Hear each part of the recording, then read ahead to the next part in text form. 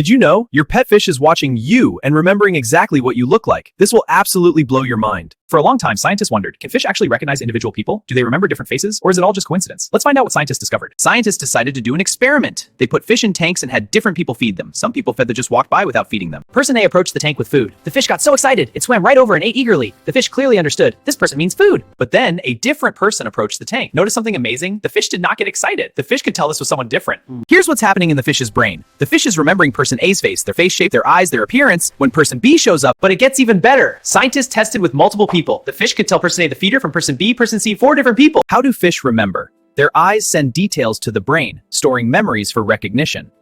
This ability isn't just for one type of fish. Scientists discovered that many fish species can recognize faces. Your fish knows your face. When you approach that excitement, that's because they remember you. The bond is real. Your fish cares about you. Here are some bonus facts that will surprise you. Fish can remember faces for up to 3 months. Fish can actually learn tricks and respond to sound. Isn't it amazing that your fish can recognize your face? Subscribe for more incredible animal discoveries. Turn on it. Does your fish recognize you? Comment below.